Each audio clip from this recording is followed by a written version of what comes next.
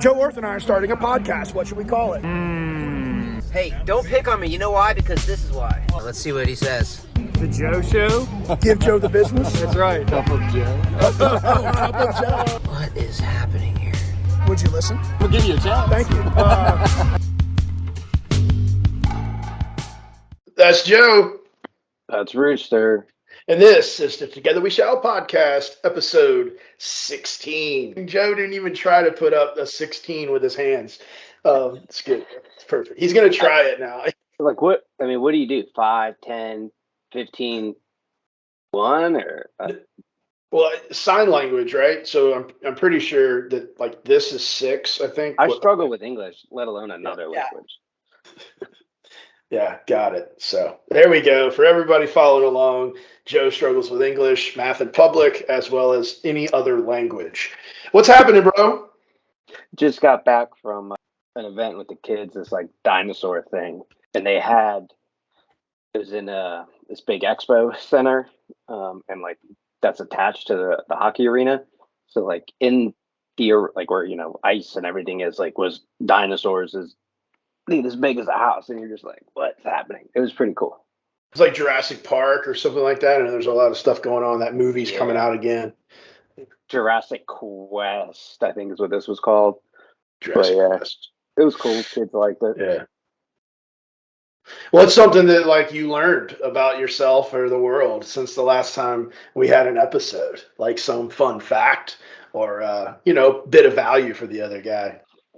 I mean, I had to learn something. Like it feels like I'd be failing at life if I didn't learn something. I did learn that the reason why I don't know what I want to be when I grow up is because we're always growing up.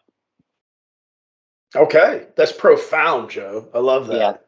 Yeah, that was Darlene. Had a chat with her the other day, and she told me that, and I was like, God, that makes sense. Why has no one told me that in the previous 37 years of my life? Darlene, of course, making a reference back to episode 14, where Darlene came on and talked to us about struggling well. And, well, she talked to us about a lot of stuff. If you're listening to this and you haven't heard Darlene in episode 14, just do yourself a favor and jump right in there and do that. I learned a lot during that conversation. Well, yeah, it's just crazy how, I guess that's one of the reasons why we're doing these podcasts, right, or to talk to interesting people. But I didn't know of Darlene until a week before that podcast. She's got just this wealth of knowledge, so I'm trying to capture some of that and transition it to the Marines of my Marine Corps unit. And Brian and I had a call with her the other day, and it was supposed to just be like 10 minutes, like, hey, let's see what calendar date works. And 45 minutes later, again, it was like the podcast, I'm taking notes. I'm like, wait, write that down again. It's like, that's one of those people, and then her podcast that you can listen to or talk to every day and learn something. So really strong stuff. You talk about like you wanted to talk to her to learn some things for the Marines to take back, but like you end up learning more about yourself and bring all this stuff in, and self development through those conversations. For sure. Yeah. It's like, I feel like I'm struggling to not ask her a question every day about something. She's busy. But, yeah, absolutely. Yeah. Well, good, man. That's awesome. Lori and I discovered during 2020, 2021, this show that was on Netflix, and some of you have heard of it. And My Next Guest Needs No Introduction. That's the name of it. It's David Letterman, and he basically does one-on-one conversations with people that otherwise you would have never had a one-on-one conversation with, ranging from the one we listened to most recently was George Clooney. And there were things I learned about George Clooney and frankly his dad and his current wife and his charity work for human rights that I had no idea. Like George Clooney, he's just like the guy on the magazine who's sexiest man alive, the ER doctor. How foolish of me to just cast such a shallow, marking on him when he's got this amazing impact on the things he's touching. But anyway, I just offer that because David Letterman has a show. He's not gone. He's got a show on Netflix. And My Next Guest Needs No Introduction with some every person that hears my voice right now, every person will find at least one of the episodes that they can tune into because they're legitimately interested. That's the range of guests that he has. Leanne had episode 4 on with Jay-Z, and I like caught a little bit of it, and I was like, what is this? And then I just, 10 seconds, and I just went on about my day. And then you said it just now, and I pulled it up. Yeah, I mean, he started out with a bang. Episode 1 was, President Obama. It's like, oh, very well. It's crazy, yeah. 4 year, 2018, Howard Stern, Kanye, and then Ellen.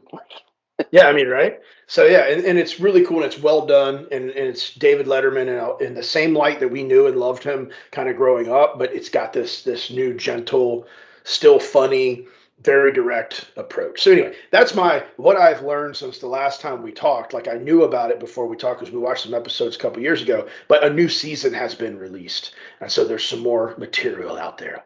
But anyway, talking about the Together We Shall podcast and why we do this and meeting interesting people and bringing them on to share and highlight their stories, I am pumped, like literally excited about this episode with Debbie. Debbie Stachkunas, we're going to go ahead and waste no time. We're going to get her into the chat here. Debbie, I'll just say thanks for taking the time today to join us. Welcome to the show. Thank you. I'm honored to be here. The first question we usually like to ask is like, okay, who are you? Where are you right now? And like, why do you think you've been invited onto the Together We Shall podcast? Oh, okay. So right now I am sitting here in Colonial Beach, Virginia, which we just moved here back in November after both my sister and I retired. So this is our new forever home, where we get to soak up the benefits of looking at the waves on a daily basis. Can sit out on my front porch, can't step in it, but I can see it, and that enriches my soul. I think I'm here because my little group, our family, Stachkunas Strong, has been involved with AA since 2015. And we've been able to experience a whole lot of things that previously I didn't know existed. And as a single parent, it was really hard to understand the need for a village. But in opening up to all of the activities in AA, I began to understand the need for a village. And that has enriched the lives of all 3 of my kids. That was probably the best example or answer to the question. Joe, what do you think about that opening introduction? Yeah, I think there's so many ways we can go. I have a question right away, like based on where you are, because I followed through social media, right, the building of the home, right? Oh yeah, and everything, which was really neat. But I didn't know. So Kathy lives with you there? Yes. Okay? That's yes. cool. And you said waves. It's the Potomac? It's the Potomac River, but where we are, and I guess we're in the northern neck of Virginia. So Colonial Beach actually has brackish water. And sometimes I can actually see when I look across the river, you can see the areas of fresh water and salt water mixing together, because occasionally we even have dolphin sightings. So yeah, I was shocked. The next episode of the podcast, when Rooster asked me what I learned, that's it. That there's dolphins in the Potomac River. Done. They've gotten up here on occasion, yes. And between now and then, Joe, I'm sure you're going to do some research to tell me how does the dolphin survive in brackish waters? Taking notes. Yeah, no, Debbie, I loved your introduction and your use of the word village. I know the Pink Village is something that you often refer to Ainsley's Angels as do your children. And I say your children, that's not even fair. They're all adults now. But let's jump into that. Like you said, single parent. Like, give us some background prior to becoming a single parent. Like, where'd you grow up? Siblings. Obviously, we know of your sister Kathy. What was that like? In a minute or so, kind of set the stage. We grew up in Connecticut. So we are actually transplants. We were there, just my mom, dad, Kathy, and I, until I was like 15. And then we relocated to Northern Virginia. I did college in Tennessee. I went to Nashville because I was set on becoming a teacher. So I went to George Peabody College for Teachers, which is actually now part of Vanderbilt. They took over the year that I joined, which thank God there were better loan programs and grants then, because the difference in tuition was a bit phenomenal. I was the neighborhood kid who at 4 and 5 forced everyone to come to my classroom. You didn't have to want to play school with me. I was the teacher and you were coming, and you might even have to stay after class if you didn't do your work. So I was a teacher from popping out of the womb, and I was that very old soul at a young age who also wanted to be a mom. Those were the two things I was put on the planet for. And I kind of decided, I don't know, somewhere between teenage and growing up, that there were a lot of kids who needed homes, who didn't have the benefit of moms and dads like I grew up having. And that was more important to me, and I knew was my path, rather than the traditional, let's search out a mate and, let's make our own babies. And really, when I did that in the early 80s, it was seen as a major act of rebellion. There weren't a lot of single parents adopting.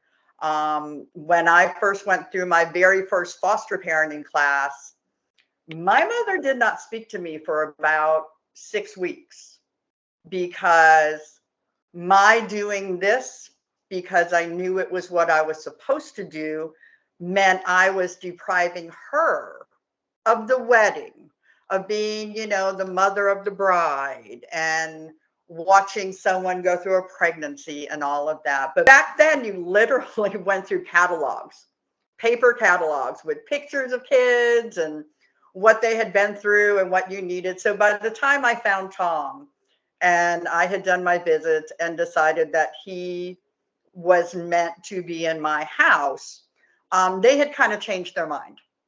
And it was no longer about what she was missing. It was, I'm going to be grandma. I'm going to be a grandma real soon. But Tommy came along when he was 6.5. So you're not really supposed to ever ask ages and things, but for context, how old were you when Tommy became I guess, permanent in your home, or was he fostered and then adopted? Can you shape that up?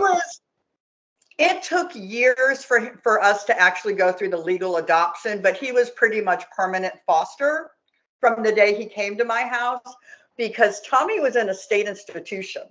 When I went to visit him, he was in a metal crib in a room with 16 metal cribs.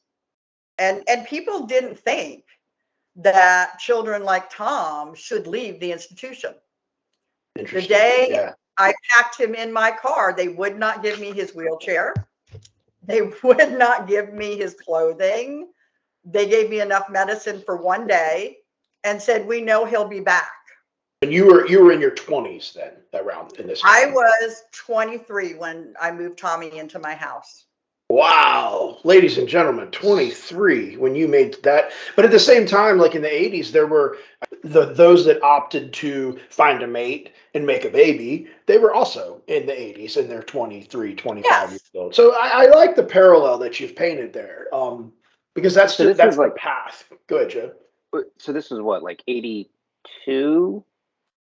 Tommy's 76, so it would have been 1982. Math. It's just like the number of questions that I have. So make sure I heard this right. So you found Tommy out of a paper catalog, went to West Virginia, and brought him home. At that point, I actually lived in West Virginia. I spent my first 9 years after college working at the West Virginia Schools for Deaf and Blind. So it was looking at programs and children within that state. So yeah, so I chose him. The social worker approved me to go and visit. And I have to say, at this time, this program was so new that when I went to visit and asked to look at his information, HIPAA wasn't the same then as it was now. So they literally left me in a room with his entire file. And I knew more about him than the social worker did. Because as a teacher and learning about data and more information is better to make decisions, I read that file. And had we had cell phones, I would have had that file inside my phone. How So did Tommy end up there? His conception was the result of an affair his mother had. Her husband found out, she got kicked to the curb. So during the first 22 months of his life, the biological dad and the biological mother blamed most of their circumstances on him. And they had been reported for potential abuse twice when he was 22 months old. We don't exactly know because there were 3 different stories given. Tommy was either put into a wall, a frying pan was taken to his head, or his high chair was kicked over and he was knocked to the floor. I actually met accidentally the ER nurse who was with him, and he went into the surgery talking. And he told her to tell mommy he would be a good boy. And the next day, he was blind, nonverbal. He had extreme painful spastic cerebral palsy, all as a result of that injury. And what the lawmakers in that county in West Virginia opted to do was to not charge either parent, but they removed Tommy from them and placed him in the state institution. So he, at that young, tender age, when you talk about recovery time, he never had rehabilitation. If he had lived someplace else, or if it had been a different circumstance, he would have received all kinds of therapies and opportunities in that first 2 years when you're out post TBI. And he got warehoused. And then when he was going on 6, a therapist at that institution pushed to get his name on this list of people who would be eligible for this foster parenting program to leave the institution. He was blessed that she wanted him out. Otherwise, he would have spent his entire life at that institution. Wow. Well, how about that for an answer, Joe? Good gosh. I think that was more than you expected, but that is Tommy's life. That is his thank you. It's definitely more than I expected. It's a lot to take in. There's like a little bit of all emotions being felt there, like, gratitude that, you and him were able to find each other, and then I don't want to say hate, but hate go ahead, bro. You can use that one. God, or hate, anger. Yeah. I have to say that biological parents, Jesus. I had to meet the mom twice. Wow. Because they did not completely take away her rights. So they needed her permission to get him enrolled in this program. So I had to meet her about 2 weeks after he came to live with me, which we did on neutral territory, which was very difficult for me to sit there. As an older mom now, I can understand the emotion she had and, oh, my baby, and this and that. But as a young person who took Tommy on and seeing the way he lived, at one point I just left the room because I loved him. and I was taking care of him, and she either took part or caused the inflictions upon him. And for her to sit there and, oh, I love you so much. And it was really hard. Wow. So yeah, I did not share much love or empathy for her. Okay. And maybe that's wrong, but at that point in my life, I couldn't. Well, I don't know that I'd call it wrong. I would say that it's human, and I would add that you probably today, and you alluded to it a minute ago, as an older parent, today you can look back on those moments and not maybe get empathy, but definitely move past hate and have more of an yeah, and that's part of the growth process, and it is. Yeah, that's but so Tommy Stachkunas, 45 years old today, which by the way is born in the same year I was, just to put things Well, and who was it? Is your sister's birthday October 10th? Yes. That's his birthday, 10/10/76.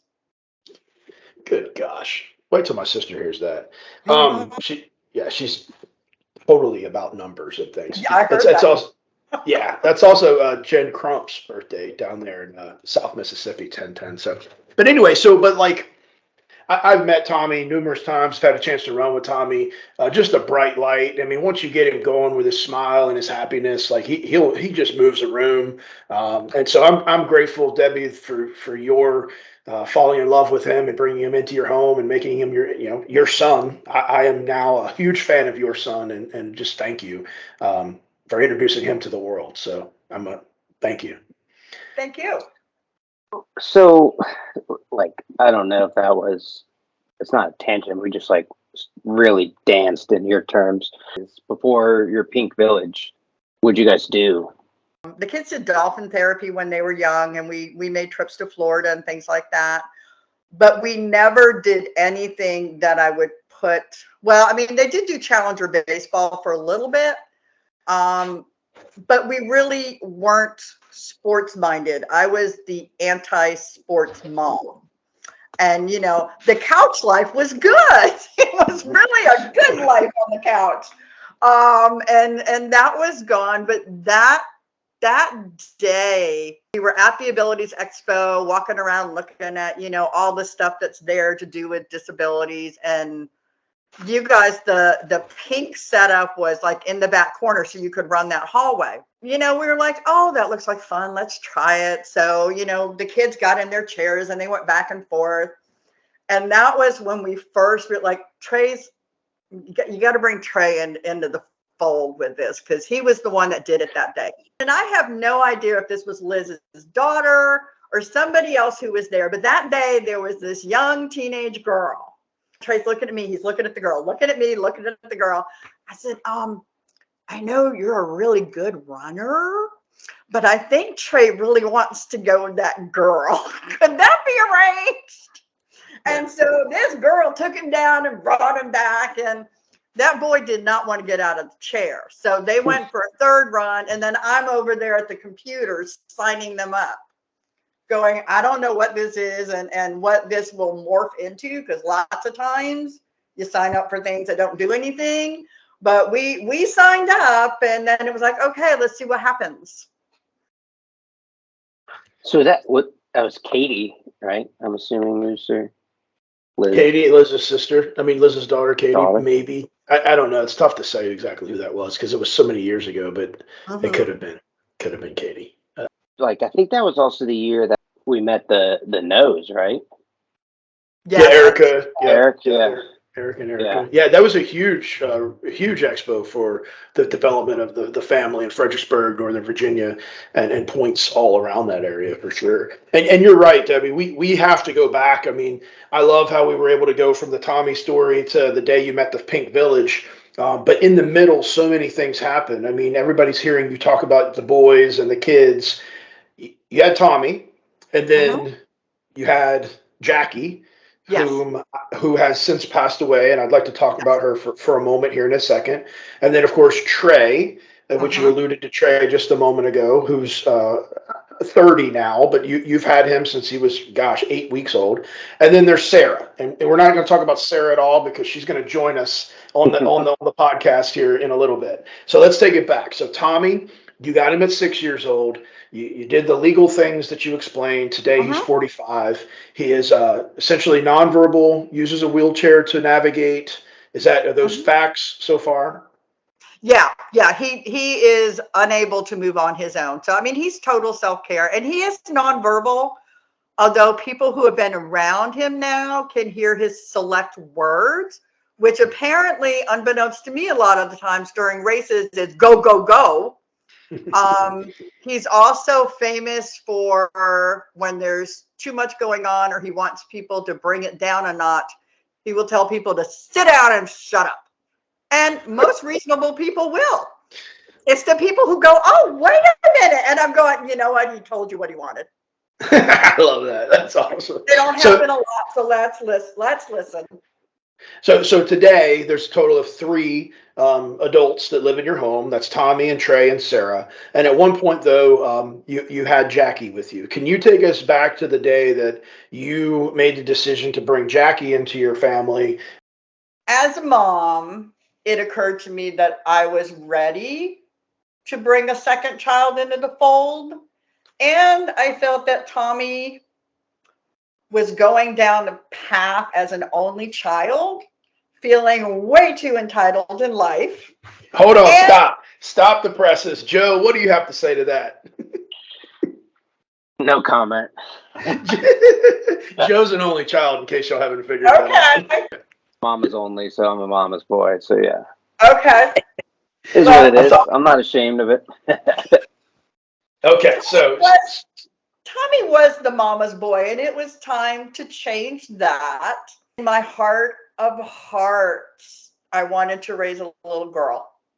I wanted to do the dresses and the polish and all of that. So this time around, I wasn't going through the county for foster care. I was going straight to adoption through state agencies. So I was literally every week in the mail getting these little papers that had a picture, what child the state lived in.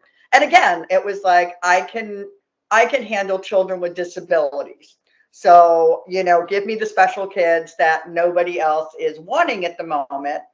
And after several months of that, I had a call from the National Adoption Exchange, which is located in Philadelphia.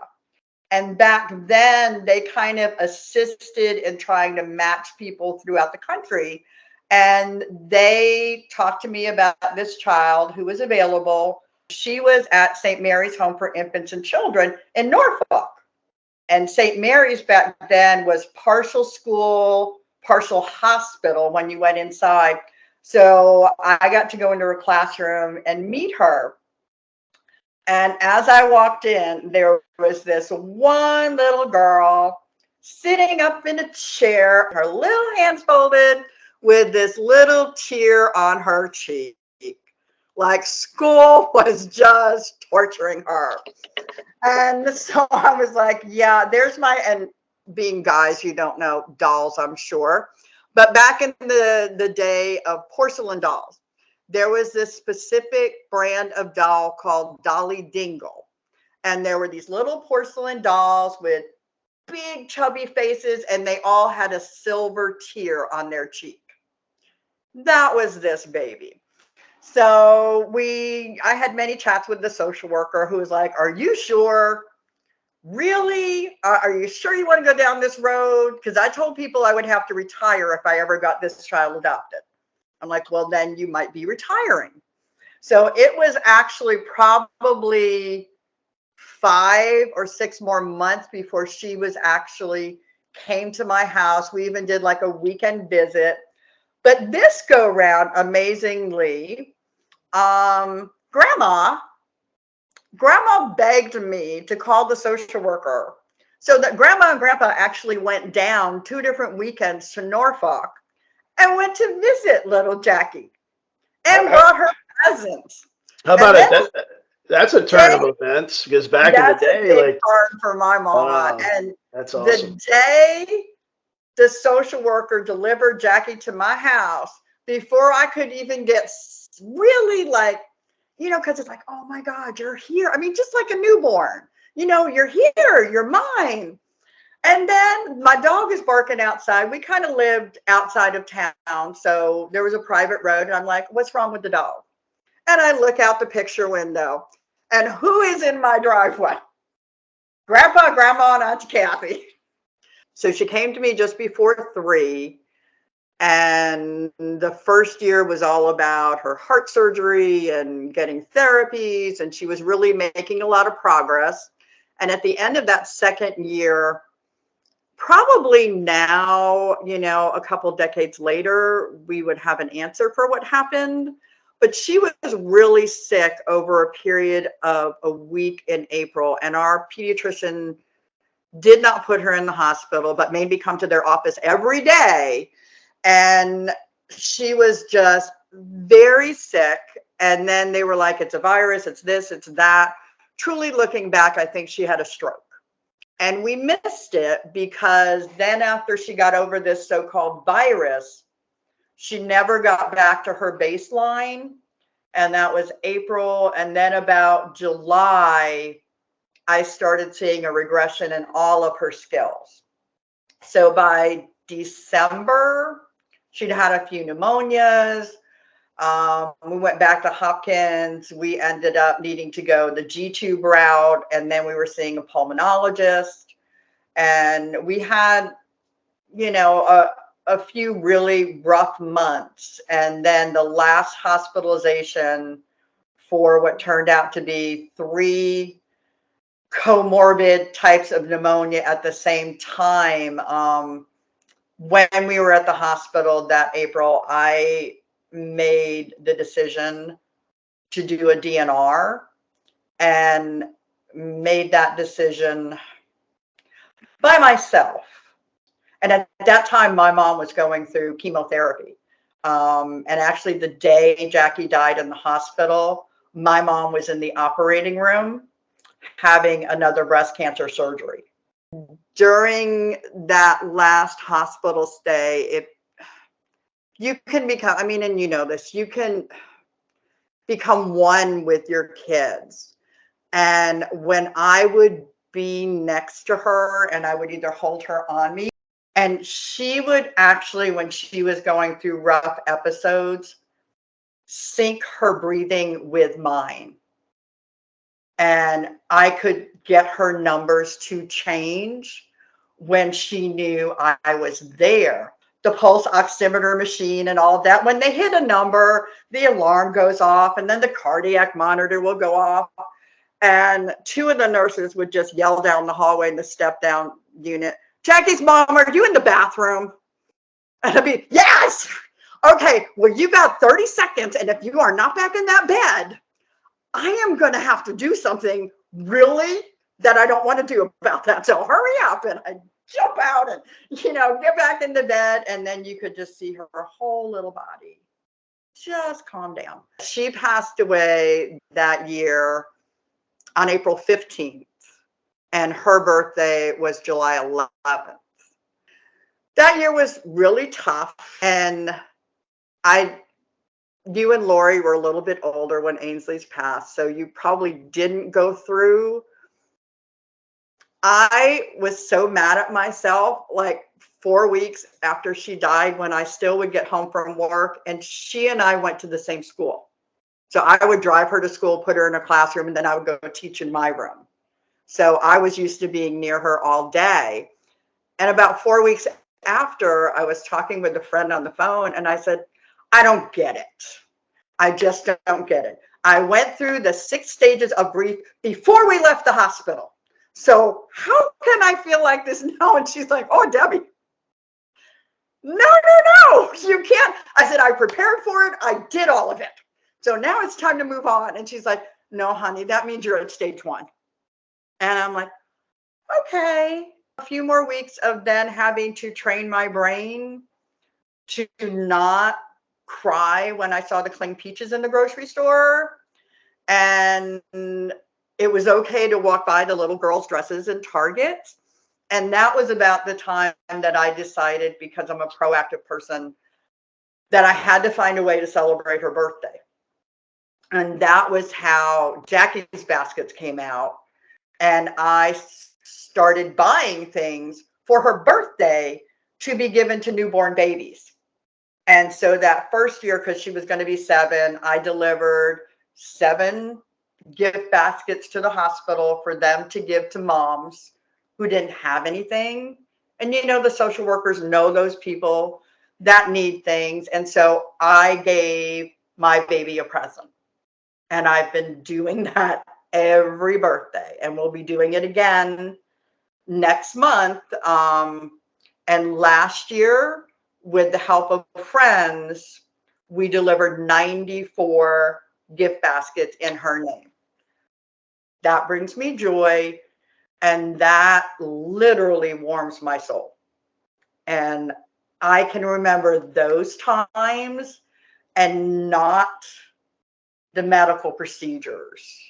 We have a purpose to remember, and she was such a bright light. And she actually did have biological family that was around the country, but they were not in situations where they could take on her medical bills. And back in the 80s, if you adopted a relative from another state, you then had to take on all of their medical costs because you would not be able to get state-funded insurance. Her family in Nebraska would have had to pay for open heart surgery out of pocket. But yeah, so she was my second. She passed away in April. I had got relicensed for local foster care that summer. I survived this, and there's another child out there that needs a mommy. The rest of the family was like, you can't do this to us. We haven't recovered. And I'm like, there isn't recovery. There isn't recovery. It's going to be different, and I have to go forward. And so Trey was actually born in December, and I met him in February when he was hitting 8 weeks old, and the agency I was with had no one available to take an infant. And for me, that was exciting. This was my first baby. I had a 6-year-old, I had a 3-year-old, and I actually had to go to the NICU and get trained on the breathing monitor he was coming home on. But the scariest thing when I brought him home was he had just hit 5 pounds. So, I mean, you've had preemies, you know how they're so tiny. And here it is, Tommy was like 85 pounds then. So I'm used to lifting this, and I bring this baby home, and, I go to change the diapers and then move him. And literally they're his little armpits. And I would go to burp him like this. And I was always afraid it was going to throw him up in the air because my muscles were used to picking up Tom. But yeah, so then Trey came along. Trey will turn 30 this year, 2022. Yes, in December. What's his birthday? December what? December 27th. And so you got him at 8 weeks, and now he's almost 30. And Yeah. and how would you describe his relationship with Tommy, the two brothers? Especially when he was a baby, the look on Tommy's face most of the time was, take the batteries out of that toy you brought home. Take the batteries out of the toy and put it away. And I just had to say, Tom, I'm sorry, you don't get to vote in these things. When Trey was a baby and Tommy was young enough and easy enough to still play on the floor and that, Trey would literally steal his toys. He'd go over and Tom would be laying on the wedge, and Trey would come over and commando crawl and just push that piano across the floor. And then I'd be wondering in the kitchen, why is Tommy fussing? Oh, the baby took his toys and have to bring them back. But yeah, most of the time, it was toleration. Because again, Tommy had it in his head. Why couldn't I have stayed an only child? Well, I mean, and to Tommy's credit, I mean, they're separated by 16 years. So, I mean, Yes. I'm imagining 16-year-old me, and suddenly there's an infant in the home, and I'm thinking to myself, we already tried this with sister, and sister left, It's and then like, I'm why are going you to, doing this again? right, yeah, and then by 18, he's an adult, like he should get a vote, but Trey's 2, and I'm just playing that out, and it just sounds like brotherly love there, separated by Yeah. 18 years. I can 100% see Trey's face and like picture the take the batteries out of that toy. I can like distinctively see that when you said that. But it's also funny, yeah, even with the 16-year difference, I mean, that's brothers, right? I mean, yeah, I got the 4 and the 2-year-old, but like those things of pushing the toys away that's a 10 hours a day in my house. So it's funny that even at that age difference, and being nonverbal, seeing that they're still communicating the way they are is definitely very neat. So you got a house full there. You got Tommy, you got Trey. You're progressing through a couple years or so, and then at some point you decided, you know what? Let's add a third one to the mix. And Sarah comes in. I found a program. Trey must have been 11. Called the Promised Child Program, and in addition to them assisting parents in doing international adoptions of infants, each country they went to, they found children who would never be adopted in that country and who would be difficult to adopt because the run-of-the-mill couple wouldn't want to go down that road. And I don't know, probably most people in the village don't know. Originally, Sarah's name was Chandana. That's her Indian name. And I got the paperwork on her when she was about 7 months old. So from that point where we got matched, she got off a plane at Dulles Airport when she was 22 months old. I don't know what I expected, but when she came through the what are those, the custom doors at Dulles Airport, where the people on the international flights come, and we're holding up our little sign, and I got a friend with me to drive so I can sit with her in the back seat, because of course she's never even been in a car seat. They don't have those in India at that time. And then the lady who escorted her from India had her in this little stroller, and she brings her to me, and she hands me this bag of medicine. And who knew? They don't even have prescription bottles. She hands me this little brown bag, which has all these little brown origami things inside of it. With, at that time, she took hydrocortisone, which is white powder. So I'm walking around the airport with the bag of white powder. Really made me nervous. Yes. So Way to go. Way to go, Sarah. Sarah. This lady talks to me for about 10 minutes, and then she goes, I'm going to just go that way now so she doesn't cry. I'm like, oh, okay. So like the lady disappears, and I literally take this toddler into the bathroom to change her clothes and freshen her up before we get in the car to drive from Dulles to Fredericksburg, because I had set up a hotel room so we could be by ourselves for 3 days before she got inundated with family life.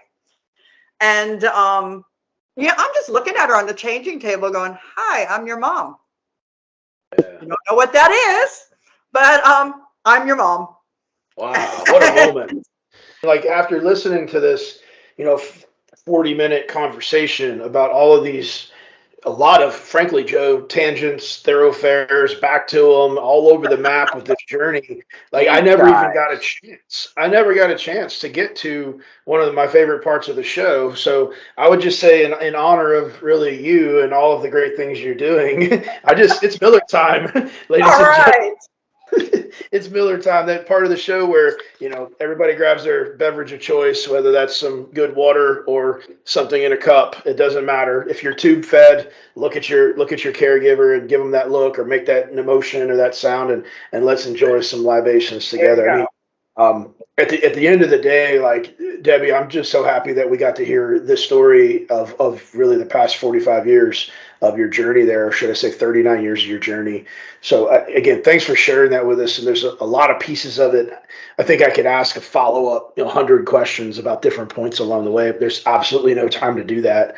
I definitely want to take some time to get Sara on the show, because you can't have a session with Debbie and not meet Sara, frankly, because as you all will see, there's some similarities between the two. So I think at this point, while we're enjoying Miller time, why don't you go ahead and tell her she's free to come in here, and we'll make this the lighthearted part of the show as we. And we'll let Joe ask the first couple questions. I'm gonna put him on the spot and let him. To Sara? Yeah. Oh my gosh, Sara, what's happening? How are you? Hello, Richard. Hello, Sara. How are you today? I'm very fine. Look, what are you doing, Sara? I was watching YouTube. What were you watching on YouTube? What were you watching? The Office. You're watching The Office, her favorite Bloopers. show. Bloopers from it. Well, tell Joe what you're going to do special about The Office. I'm going to go on the Amtrak. I'm going to the Office Experience in DC. That's cool. That's a good show. I bet that's going to be a fun experience. So, Sara, do you listen to all the podcasts? No. Just that I would expect like no other like real like just direct to the point. No, because I don't have time for that because I'm watching bloopers on The Office. Hey, Sara, I haven't seen you since January for the ASIC shoot. What have you been doing since then? I didn't get it. I just cleaned it. Ladies and gentlemen, Sara just took off. I triggered something. She gone. I think I believe she's going to get the jacket that you gave her at the shoot, because she just watched it again. Well, I think I'm. Okay. I just cleaned it. You just cleaned it. Oh, yes, there it is. Yeah. The A6 jacket. It's very nice, Sara. It's very nice. Very nice. Sara, can you talk some more to me? Yeah, my. Okay, sit back down. I was getting my ASIC jacket. Okay. I'm going to take my seatbelt. I get stuff. Yeah. Hey, you know Ainsley's Angels has A's on their shirt, right? 2 A's. Yes. Do you know what the A stands for? Ainsley's Angels. That's right. And sometimes it stands for Advocate. advocate. Are you an advocate? Yes. What do you advocate? What do you advocate for? How many times did you go to schools and read and give people chariot rides? So many. My legs got tired. Probably close to a dozen times. A dozen times, about 100, maybe like closer to 200 students. What do you really love about doing that?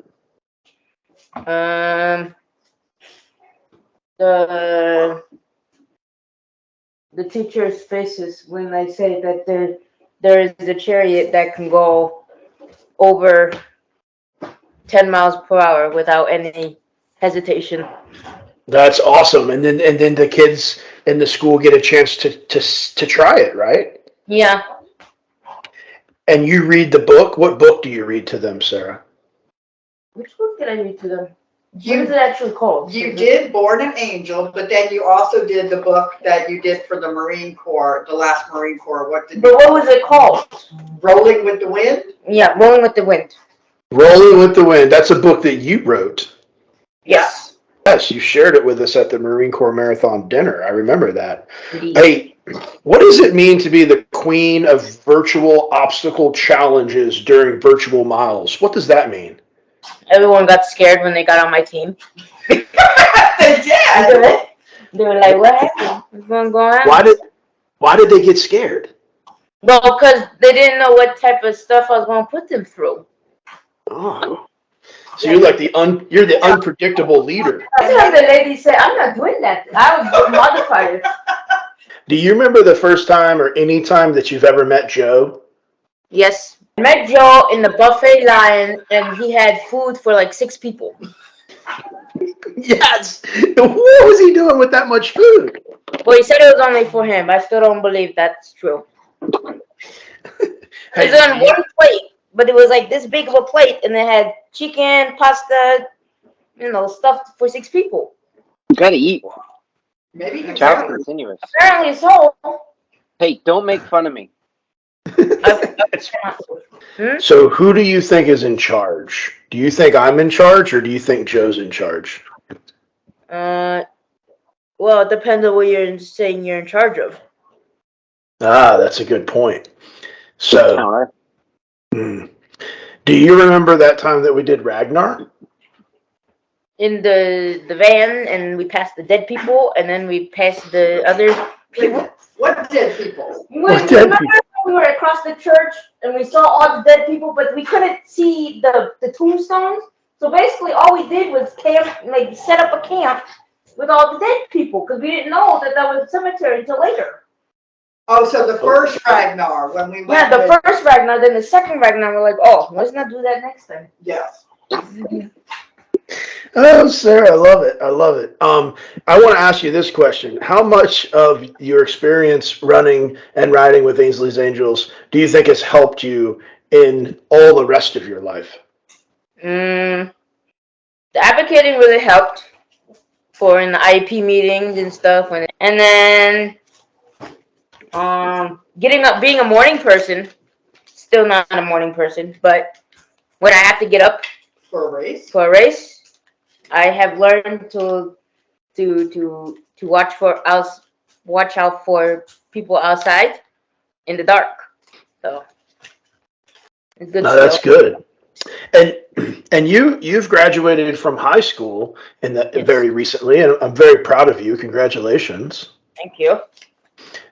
Did you ride the bus to school when you were younger, or is that something you did just when you were older? I rode in the bus, but like it was a special ed bus. And then when I started high school, or when I fully transitioned to high school, I started to do the gen ed bus once a week. And then we leveled it out to twice a week, then 3 times a week, and all the days. That was an interesting experience. So it sounds like it took a lot of courage for you to have to go. That's amazing. You went from once a week to twice a week to 3. Where do you think some of that courage and confidence came from? Me doing races not on my own, but like with the partner and finishing. So basically, Ainsley's Angels. When I did the races with the people, and I thought I couldn't do it, and I thought I couldn't do it, but I still did it, like that. tell Rooster what you just did Sunday. Oh, yes, I did the Baltimore cancer race. I think I saw some pictures. You and Mom did that together, right? Well, in a sense, yes. Tell me what that means, in a sense. I was ahead of her, but I misunderstood what she said to wait for her at the finish line, and I ended up doing accidentally a sweet gesture. So I waited for her at the beginning of the finish line, so not at the end with all the snacks and the mimosas and the Fiji water stuff is. Yeah, I waited there. So that's cost me 3 minutes on my time clock. But it was such. Wait on the other side. Yes. But Sarah, well, that's so kind of you to wait, and then y'all crossed the finish line together and had some. What kind of water was it? It was like lemon water, and then there was mint water of some sort. Well, and then a 5-star burrito, which I was not going to try. You know, Joe wants to know more about the 5-star burrito. It's rated 5 stars. Why would you not try it? Because I don't care for burritos. I like them on the plate separate. not together in a wheel pin. Or Yeah, if you don't like the tortilla, you could just like open it and take all the content and put it into a bowl and eat it out of the bowl. I guess I could have done that. See, now you know. But you're not going to get as much fiber because you're not eating the tortilla. Well, that's fine by me. Okay. Just want to make sure everyone's staying regular. I was talking about how I had courage, and then we went to food. I don't know how. How did it go from Well, courage to food? I don't You know how started we it saying that I ended up had in a food. plate for 6 people. You started. See, Sarah, that's the beauty of our podcast. We have a lot of tangents that we go on. Sarah, do you know what a tangent is? Yes, it's when my bicycle has a exit, like a spot in the middle between the baby and the bicycle, and you hope it doesn't come off. So that's the tangent. Okay, that's the tangent. And what do you know what a thoroughfare is? Highway. Alexa, what's a thoroughfare? You know how. It's a highway. Very good. Very good. Sarah, man, I'll tell you, you're just so fun. And it's so great to have you come and join us for a few moments on the show. We always ask our guests as we wrap it up, we ask you to share with us what's something that you would want everybody to know. That if you have a goal in life, to go for it and ignore the people who say you can't do it, because it's possible you can. So you can do it. You know what? I got enough. He's in charge. We're done. This was good. Yeah, we're done here. The structure of this building has reached its capacity. Find your people, and if they make you feel sexy, even better.